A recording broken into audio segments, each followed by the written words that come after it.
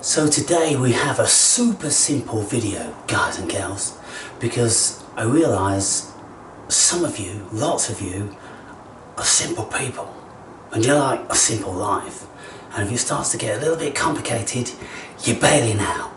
You just, it's too much. I get it.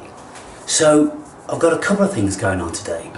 I've got the last batch of my pickled walnuts.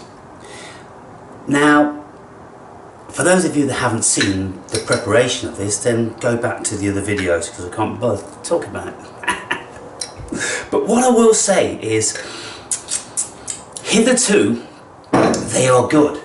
Now, what I've got is, these are the jars over here, which I made and I showed you previously.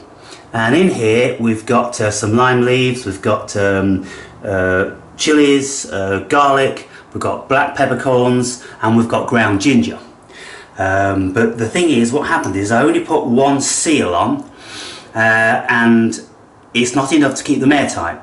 And so I've put 2 seals on now, and I'm going to top up the vinegar right to the top with boiling vinegar to see if I can induce a vacuum to seal them, to preserve them for longer.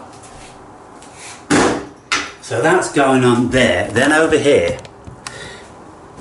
I've got the white vinegar boiling away nicely with the garlic and the ginger, chilies and peppers. In actual fact, I'm done with that now. It only needs to boil for a little bit, and then I'm just going to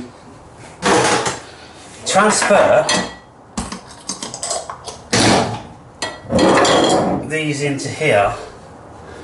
I use the ladle initially so I can kind of keep some equal distribution of the herbs.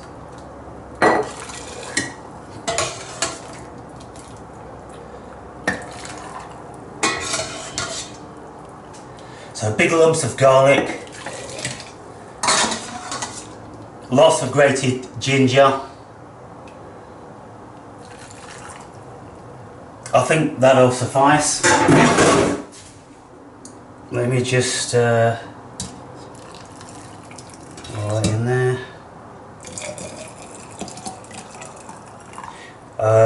Okay, got to put these herbs in because I need a little bit of this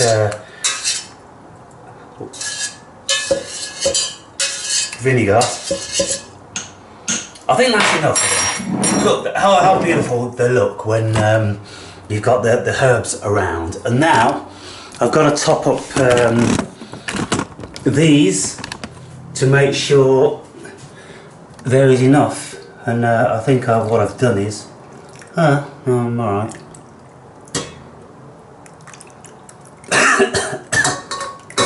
Makes you cough a little bit. So I did some spare in this one here, and so I'll use the vinegar here. I'm going to show you how to make an Awaken Brave smoothie in a minute. So I think it's important when we're doing this sealing that we try to eliminate as much air as we absolutely can. Now I could go to the top, but I think a little bit of air just in the top might be okay. I don't want to start spilling the juices all over, but let me see if I've got more traction now. It's still not that fierce to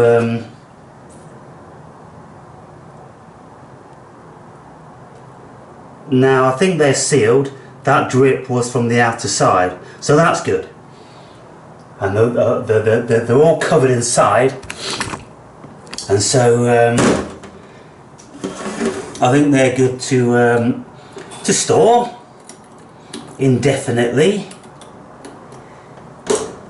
And I'll just well, I'll oh my god.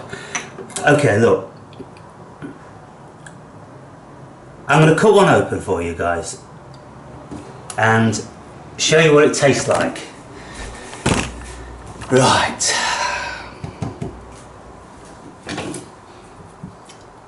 So, now when I'm cutting it, there's a little bit of firmness there, because they're still kind of firm, and some of them, I mentioned to you in the previous video that I left, well, I prepared walnuts which had started to get the wooden shell growing, but it wasn't that hard, and I thought, well, I don't mind that because a little bit of woody crunchiness is kind of like more my bag. I'm an earthy sort of guy, and so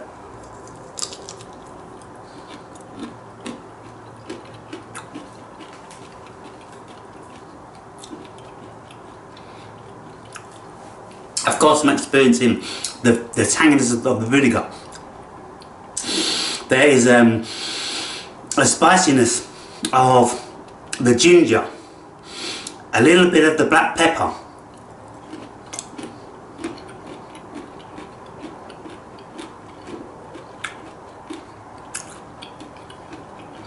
the spiciness of the chilies as well.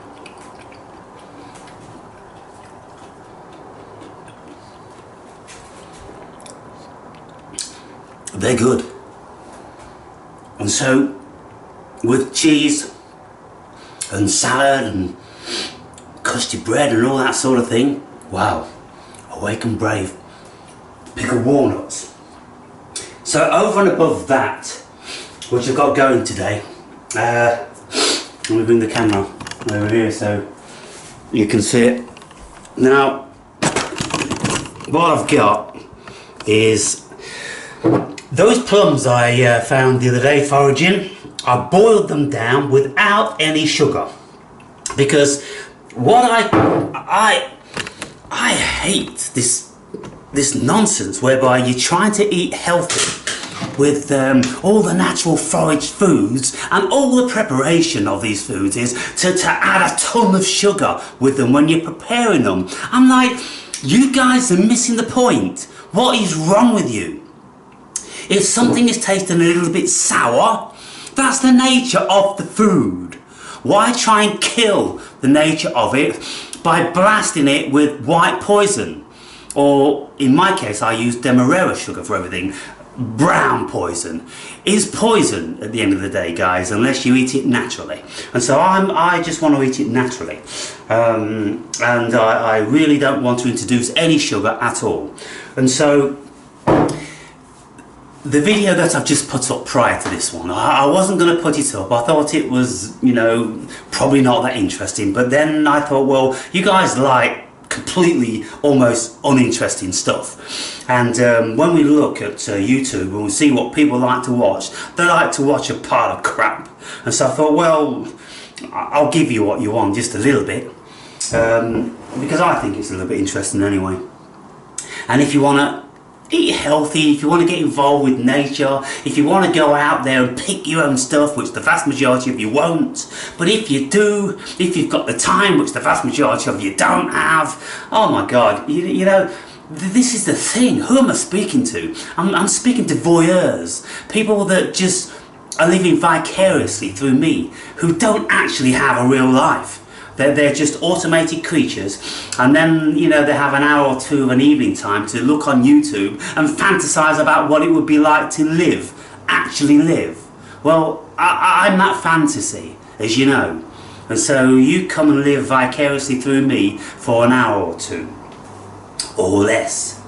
And so, what I'm doing is now, I've got the plums, which they've still got the stones in, and so I'll just you know, warm half of a jar up and I'll have them with custard like I do the blackberries and the apple. But my daughter came round yesterday, and I gave her some of the juice which was from the apples and blackberries that I prepared with cinnamon and ginger, and the actual juice was exquisite. And she went, oh wow, you know, it's got the kick of the ginger, it's got a little bit of brown sugar in there, so it's not too sour, but then you've got the sourness as well, you've got the sourness, you've got the sweetness, you've got the kick, and it's kind of like, wow, that's good stuff. So I gave her some of these bags of the apples and blackberries to have with custard, but then when I'm eating them, I left the skin on because most of the apples are only quite small, and I couldn't be bothered to peel them all, to be fair, anyway, and I'm not that bothered you know, about eating them, but it wasn't such a great satisfying experience, and I thought, well, I enjoy much more the juicing facet of it. So what I said to her then, I said, look, here's a cool thing, it's probably not going to be your bag to eat them with custard like I was suggesting, it's not really my bag, but I'm going to juice them up, and here I have the juice from the plums. So when boiling down the plums, you've got just the main matter, and then you've got the juice, and so the juice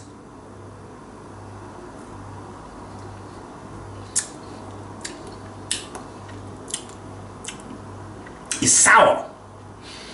But if I mix this with the apple and the blackberries and a little bit of sugar in the ginger, I'm thinking, well, maybe I can mask most of that sourness. Not all of it, but most of it. And so what I'm going to do, I'm going to, well, actually, I've already poured it in the saucepan. And so now I'm going to ladle this stuff in my blender. And hopefully I want to spill too much. I'm just going to rinse the vinegar out of this saucepan in case I do spill a bit in there and I want to use it. Which I probably want to spill loads, so just let me wash this out, because I don't think the vinegar is going to be an acceptable accompaniment to my sweet and sour concoction.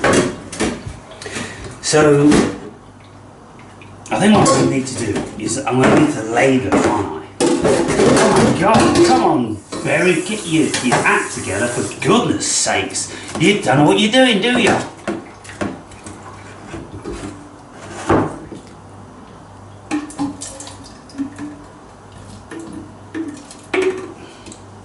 Right, the consistency of this is, I think, it's a little bit too thick. And so what I'm going to do is, I'm going to leave a bit of room in the top of this so I can put in some of that plum juice.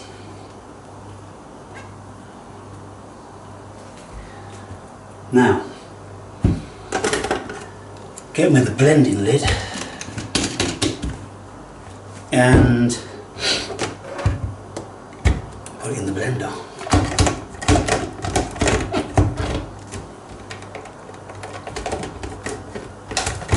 Are you in?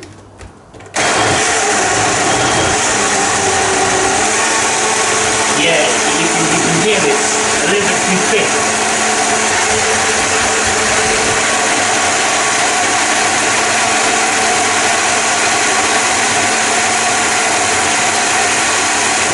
So,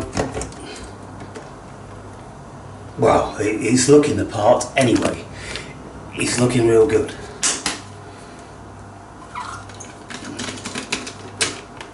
Now,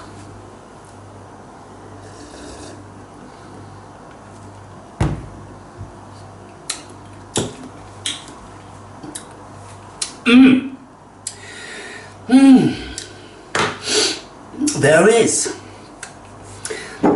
a rather powerful sourness from the plums. Now I don't know whether that's going to be acceptable, because it's alright having a certain sourness, but if you've got to do that every time you take a swallow of it, then the body is saying that it's probably not quite acceptable to it. And so what I'll do is I will add a spoonful of sugar.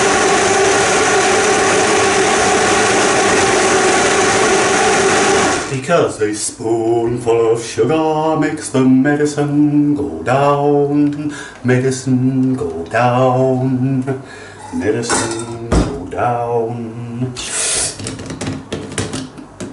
Now,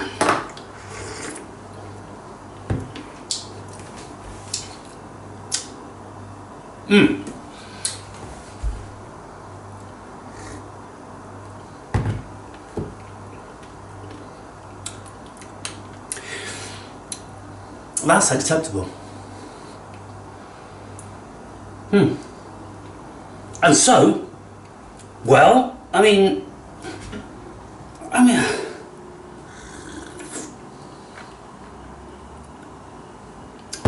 I can't blend it anymore. All you gotta do is just imagine that the sourness is really good for you. And then, it's just water off the duck's back. So, with the finished product, I'm putting in my wonderful jars.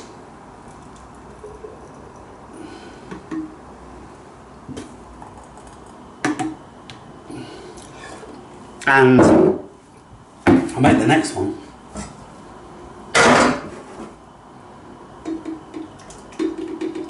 And I'll tell you what I'll do. I'm going to put some a bit of sugar in this one as an experiment to see if it does actually turn out better. So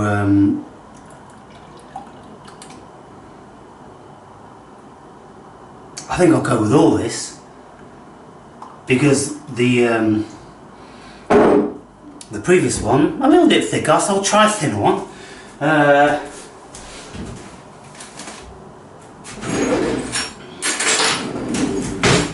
Now, of course, ideally, it would be better to warm this substance up, but all I'm going to do is I'm just going to put that in.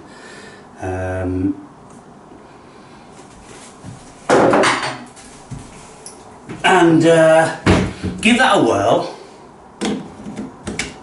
You see, it's all trial and error, and that's the art of it. You find out what you like and what you want. Instead of following everybody else, do your own thing. Do your own self-discoveries. That's knowledge, people.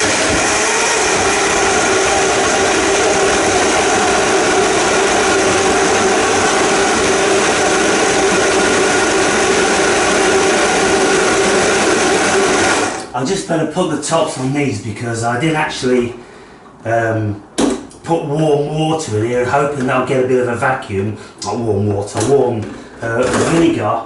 And this one here, I've actually not got enough vinegar. Oh my god. And so now that what's happened, oh my god, I'm just going to have to boil up some more vinegar. Alright, so I'll put more in there. The thing is, if you leave the top off the saucepan, you get a lot of loss through evaporation. Ah, look at this. These bullshit jars. That's not supposed to be happening. Why? Why? Bullshit jars probably made in China. One consolation about everything being crap that comes out of China is that if they ever try and nuke us, then the bomb's probably just going to go plop on itself when it comes out the hole. It's going to come out the hole and fizzle out and plop and then explode on them. So that's one consolation, guys and gals, of dealing with an enemy of that nature.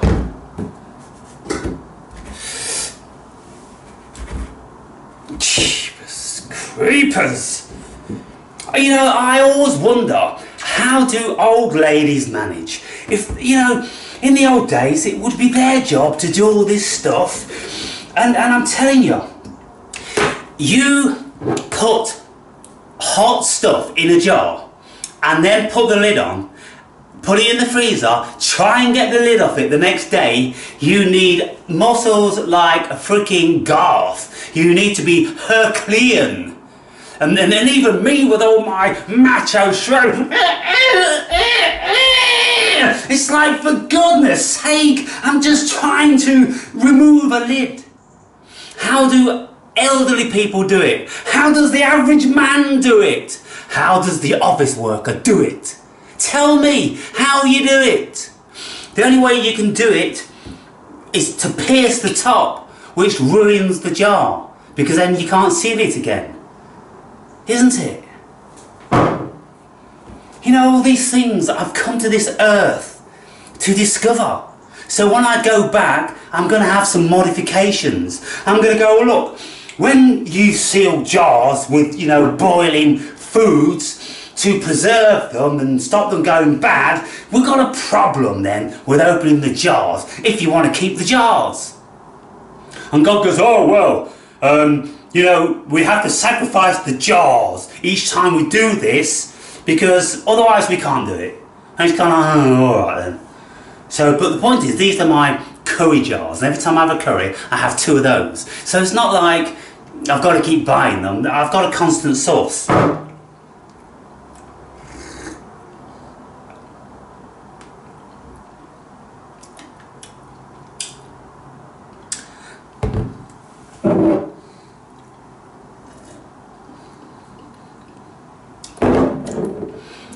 It just takes the edge off.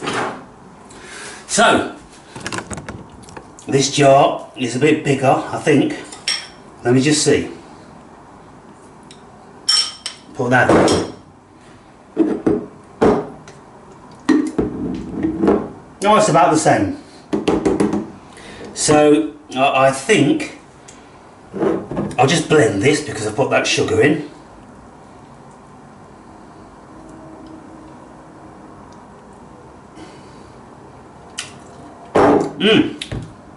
They're good.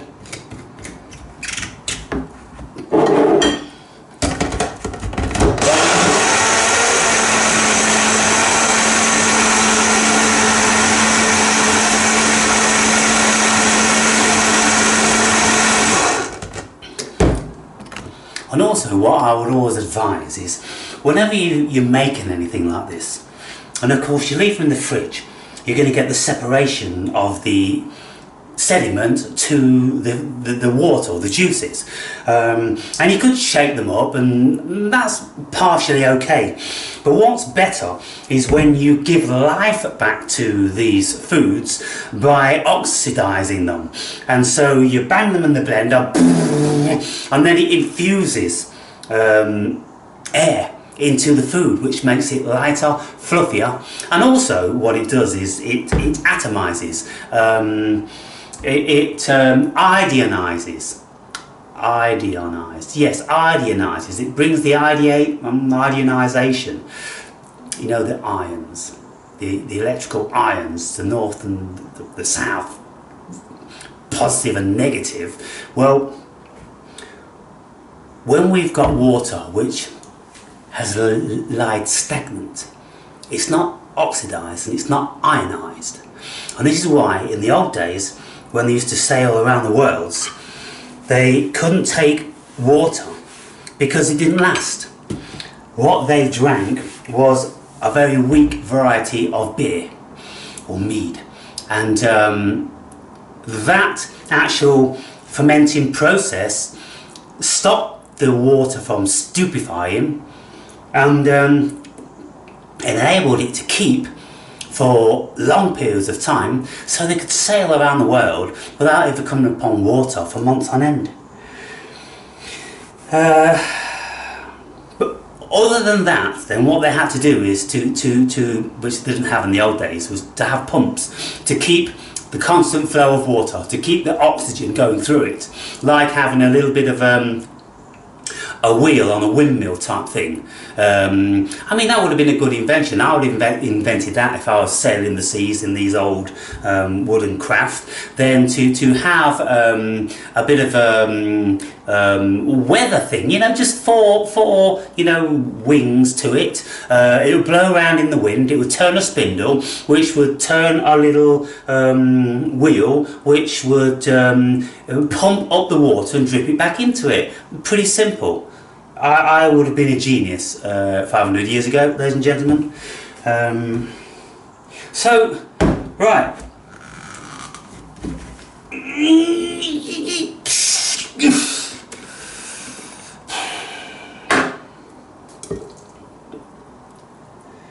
Right, I'm going to fill this jar up to the top.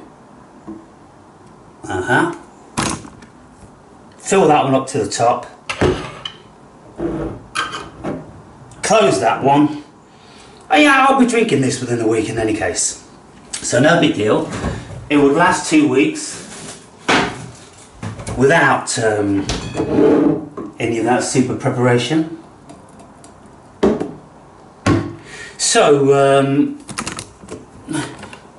what did we accomplish? Well, we never accomplished sealing our jars because they are unsealable. I mean, I'll try one more thing, right?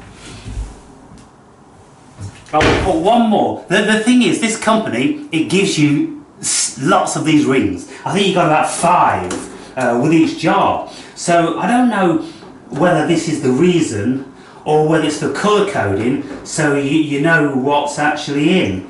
But if I was to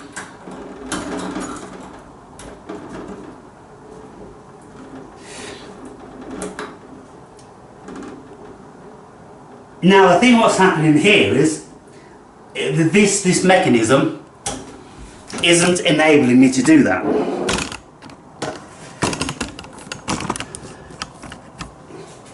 This here, you see, because the more I pull it down, it's going to slip over.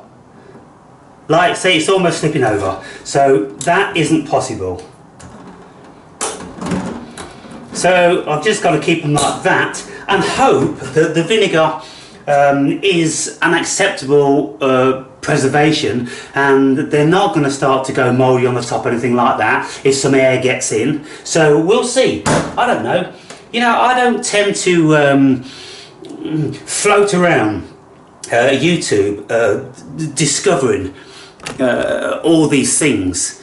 I just do it and I find out for myself. And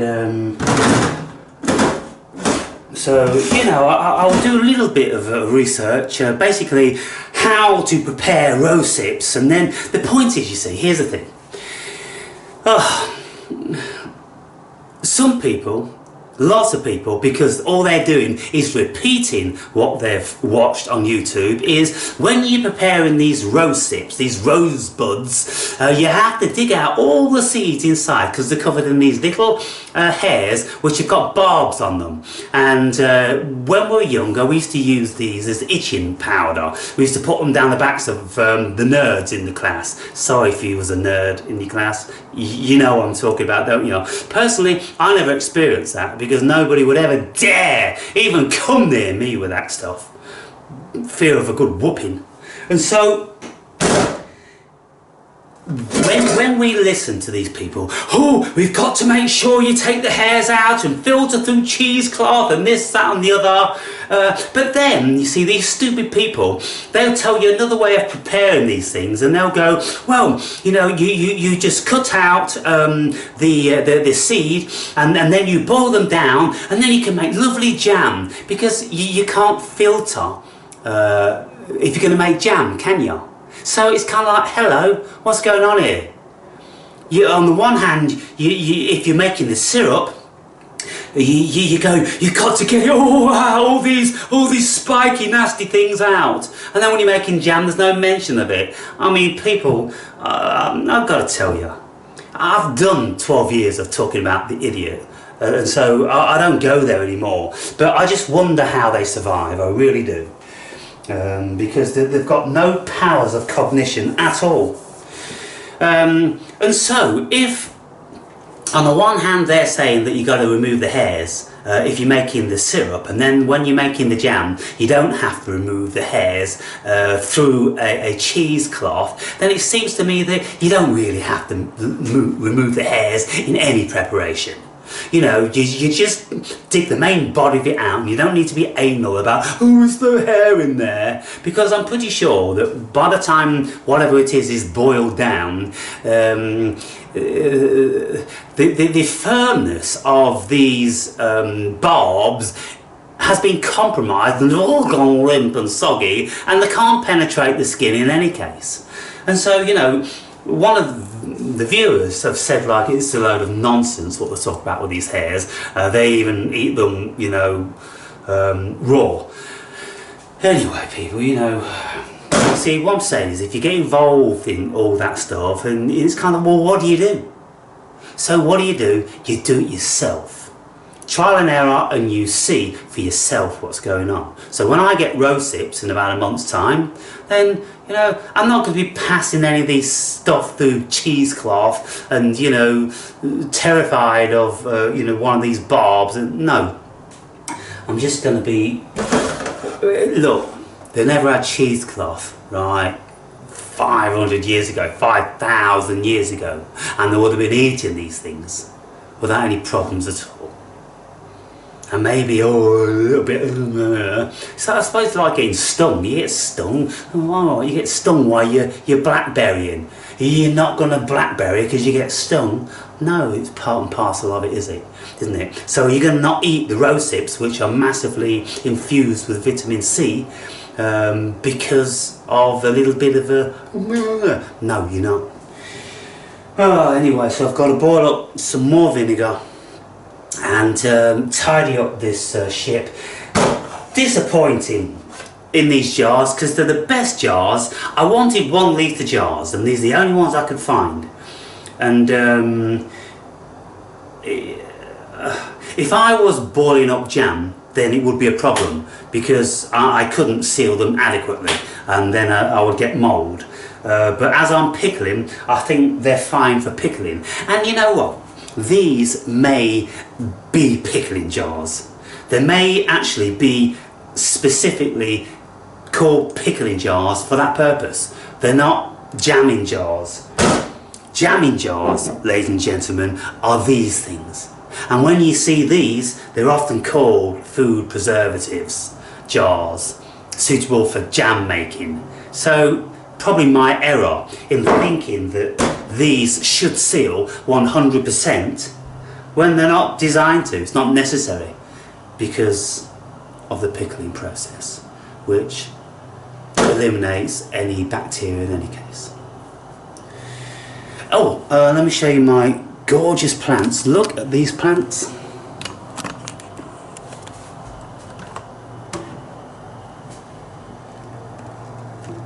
Aren't these absolutely gorgeous? Beautiful. And then this one here. Hello. Good morning. And these flower when they're young enough all year round. And on this aloe vera plant, somebody sent me a cutting of this a couple of years ago, and it was less than this size, but you put it in the right happy environment and you give it plenty of water. Now, the person that gave me this said, "We don't need to give it a lot of water, it doesn't need a lot of water." And then you think, well, alright then, well, I'll just give it a thimbleful, probably every like 2 months or something, you know, just like it would have had in the desert. Look, people, again, this is the height of ignorance and stupidity. Just because they don't need a lot of water, because through millions of years they've learned to live and thrive in an arid environment, it doesn't say that they don't like a lot of water, and they would be a much happier plant if they had more water. So what I do is I whack in, you know, half a pint of water about once a week or every 10 days, and it becomes beautiful and vibrantly green, and all of these fronds, they're absolutely engorged with water, because every time it gets water, its natural instinct is like a camel to save it, and so you get this gorgeous plump effect. And you know that it's firm, and look, that is a healthy plant, and that's because it gets plenty of water. So if you have any cacti in your house and they're not looking super duper happy and they're not growing that quick or fruiting, give them some water. They ain't gonna die. Just blast them with water, and then you'll see whether they like more or they're happy with X amount. But this one, it doesn't matter.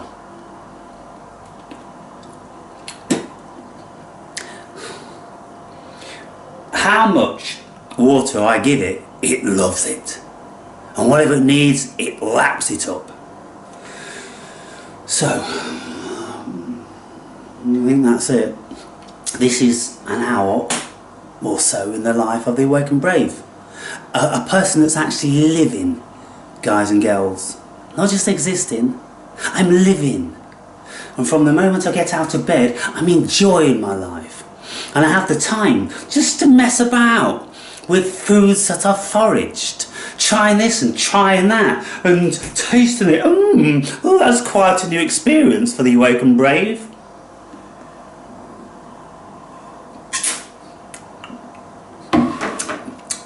Woo! Because the Awakened Brave came here to experience human life. And I'm writing a book about what it is to be a spirit captured in a human automaton. But you see, because I'm a spirit, then I'm just partaking, I'm just here for the ride. I'm just experiencing this human body without the level of containment and narrowness of what it's like to be an automaton. It's dreadful. You look around, it's got to be dreadful. What do? They have been enslaved. Society and powerful people treat them like pigs and sheep and cows. Really, they treat them like that. And they have them slaving 90% of their lives, and then the free time that they get, they're too exhausted mentally and physically to even contemplate going foraging or anything like that. They just go, I just gotta rest, I gotta go back to work again tomorrow morning. Oh my God, people, are you a piece of coal or are you a diamond? That's the thing. And you can say, yeah, well, it's alright for you, Awakened Brave. You know, living off the government. No, I'm not living off the government. I'm living off an amount of money which was put to my name and my very being when I was born into this environment, and I've spoken about that before. You see, look, what happens is, people, when we are born, it's pretty well exactly what lies when you join a game of Monopoly. When you join a game of Monopoly, if you are going to be a participant in that game, then the first rule is that the bank has to give you money. What is it these days? £200, $200, 2,000? I don't know. Not kept up with the times. But if it doesn't give you money, then you can't play the game. And so what happens is when we are born and when we are given our slave names, which is our names in higher case, then they realise that we're going to need schooling, we're going to need educating, we're going to need automating, automatising. Yeah, I think that fits. We're going to need that. We're going to need moulding into suitable replicants of the variety of slave that they want. They've got to invest in us. So the amount of money which is allocated to our name when we are born and registered with the banks with the hierarchy of each country. We're all registered and listed like chattels. That's why we have a birth certificate. Just like ships, when they come to berth alongside a marina or in a harbour from another nation or another part of that country, they would need a licence to berth their goods. They had to pay tax on them, so they would get a birth certificate. Can you imagine it, people? And you know, these vessels, they're out in the water, in the open water. Well, when we are in the mother's womb, we're out on the ocean, aren't we? We're out on the wide expanse of the seas, and nobody's laid claim or ownership to us until we are birthed, till we come through the birth channel, till we come into a harbour, and then there's the mark of the beast is stamped on our forehead, you see? And so anyway, there's X amount of money which is allocated to each and every one of us to put us through schooling and provide for us if we get sick. And some of us know this, and some of us go, aha, okay, well, I'll have a bit of that. And that's what I'm doing. I'm having that money that they created out of thin air, by the way, and so nobody had to slave and sweat for my comfort. So don't get any ideas about that. You don't have to slave or sweat or toil to provide for me being here now. I've got nothing to do with you, nothing at all. You have a contract with your slave master, with Satan himself, and so you've signed that. I've not signed it, and I'm not participating in it. So I'm a free man, so I'm tapping into the reserves which were put aside for this eventuality, for people such as myself who have got wind of what they're doing, and they realise that, well, you know, they can't go culling us all because, you know, somebody might start to smell a rat. And so that's it, guys and girls. But you see, what they do is like Monopoly. They give us, you know, X amount of money to get in the game. Well, they give us all X amount of money for our education, for governments to spend on us, you know, doctors and this, that and the other, to make sure we're fit and healthy slaves, and we've been indoctrinated enough to follow the protocol. And then, of course, by the time we get to, you know, our mature years, you know, 18 years old, then they are going to reap all the money they've spent on us back, and, you know, 20 times more. I don't know, more with some people. And so that's their investment. They're just bankers, people, and you're the investment. You know, you know more than a sheep or, you know, cow or anything like this. They are feeding you, they are investing in you, because one day they're going to profit from you, yeah? And so, yeah, you know, we go to work then, and then we pay 25 or 40% tax for the rest of our working lives, and they're rubbing their hands together, saying thank you very much, and they're commending themselves on their investment. But, you know, every now and again, there's someone like me that is outside of their ideation and their protocol, and I'm invisible because I've put invisible cream all over my body, and so they can't see me anymore. I am the invisible man. What are you? Are you invisible or are you visible? Are you coal or are you diamond? Are you slave or are you free man? Which are you?